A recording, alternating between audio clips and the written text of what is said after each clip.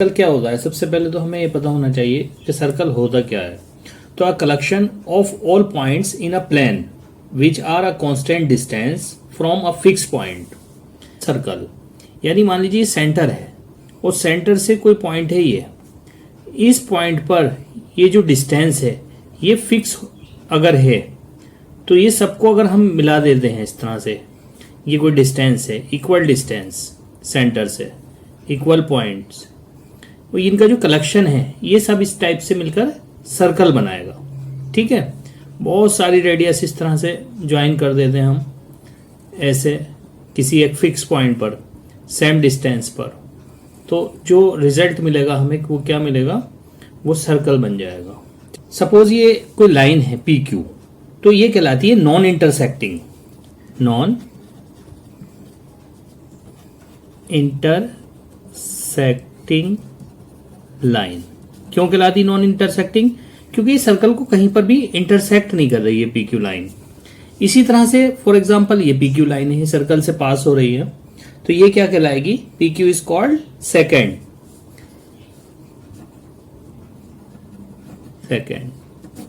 ठीक है, इसी तरह से ये सर्कल को टच करती है इस पोजीशन में, ये सर्कल को किसी एक पॉइंट पर टच करती है, तो ये पी क्यू लाइन क्या कहलाएगी? ये कहलाएगी टेंजेंट।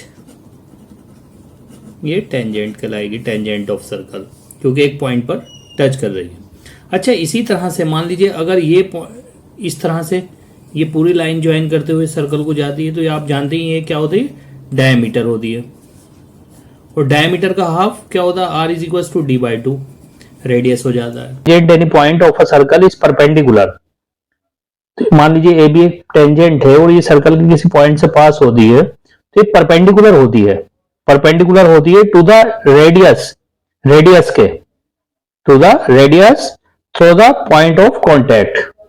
रेडियस के क्या होती है? परपेंडिकुलर होती है, तो ये रेडियस है मान लीजिए, तो ये एक ट्राइंगल बन जाएगा पी ओ क्यू। ठीक है, तो अब इसको इसके अकॉर्डिंग एक्सरसाइज 10.1 कर दें। एक्सरसाइज 10.1 का फर्स्ट क्वेश्चन है, how many tangent can a circle have? एक सर्कल में कितनी टेंजेंट हो सकती हैं? तो ये तो हमें वैसे ही पता चल रहा है। तो देखिए, ये मान लीजिए एक सर्कल है,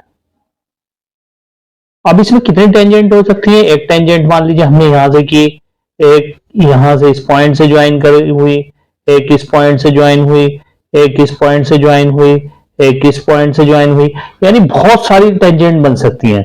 जितने सर्कल में पॉइंट है उसके अकॉर्डिंग इनफाइनाइटली मैनी टेंजेंट आप ड्रॉ कर सकते हैं। तो इसका आंसर लिख दीजिए इनफाइनाइटली मैनी। अब देखिए क्वेश्चन नंबर 2। क्वेश्चन नंबर 2 में कहा गया है, क्वेश्चन नंबर 2 में कहा गया है, a tangent to a circle intersect it in point dash point. अब कितने पॉइंट पर इंटरसेक्ट करता है? तो आप लिख दीजिए 1।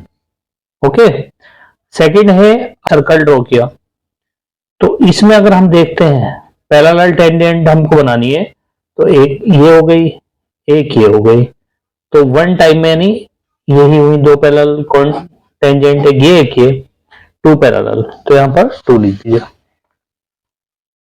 इसी तरह से फोर्थ पार्ट में कहा गया है, the common point of tangent to a circle and the circle is called point of contact. Common point को पॉइंट ऑफ कॉन्टैक्ट बोलते हैं। अब देखिए स्टूडेंट, क्वेश्चन नंबर 3 में क्या कहा है, a tangent P Q at a point P, the circle of radius 5 centimetre meets a line through the centre O at a point Q, so that O Q is equal to 12 centimetre, length P Q is. Point P लेते हैं हम, tangent है का point है, और जो radius है वो कितना गिवन है? वो है 5 सेंटीमीटर। और एक ये सर्कल से पॉइंट है क्यू, जो आउटसाइड है टेंजेंट का पॉइंट क्यू, ये ओ है। इसकी जो लेंथ है ओ क्यू वो गिवन है आपको 12 सेंटीमीटर। तो आपको ये पी क्यू बताना है कितना है।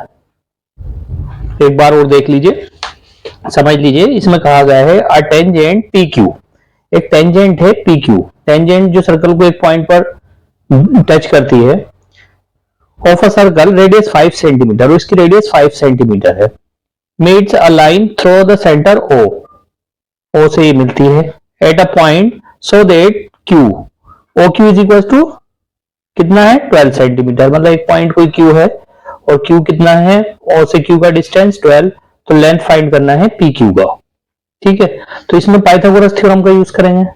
राइट ट्राइंगल हो गया ना, in right triangle O P Q, तो परपेंडिकुलर स्क्वायर यानी ओपी स्क्वायर पाइथागोरस थ्योरम से करेंगे, प्लस बेस स्क्वायर यानी P Q square is equal to hypotenuse square, hypotenuse क्या है ओ क्यू स्क्वायर, तो ओपी है 5 स्क्वायर 5 सेंटीमीटर है, पी क्यू आपको फाइंड करना है और ओ क्यू 12 है 12 square, 5 5 25 plus P Q square is equal to 144, तो ये हो जाएगा P Q square is equal to 144 minus 25, यानी P Q square is equal to 119 और P Q is equal to under root 119, तो ये आंसर हुआ, यानी ऑप्शन डी जो है वो आंसर है, करेक्ट है।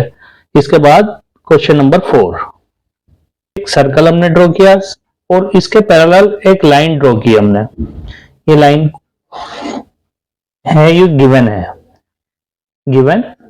लाइन, ये सर्कल के पैरेलल हमने की, ये हमें गिवन लाइन है। इसमें कहा ना draw a circle and 2 lines parallel to the given line, अब 2 पैरेलल लाइन है गिवन लाइन के, एक टेंजेंट है और दूसरा सेकेंट है, तो एक लाइन हमने ड्रॉ की जो सर्कल को किसी एक पार्ट पर टच करती है, तो ये हो गया टेंजेंट, और दूसरी लाइन ये भी पैरेलल हम इसके करेंगे ड्रॉ, ये लाइन क्या हुआ, ये सेकेंड, यही इसमें करना था क्वेश्चन नंबर 4 में, तो ये क्वेश्चन नंबर 4 हमारा कंप्लीट हो चुका और ये एक्सरसाइज भी हमारी कंप्लीट हो गई। ओके, मिलते हैं नेक्स्ट एक्सरसाइज में। अगर वीडियो पसंद आई हो तो वीडियो को लाइक कर देना और चैनल को सब्सक्राइब कर देना। जय हिंद।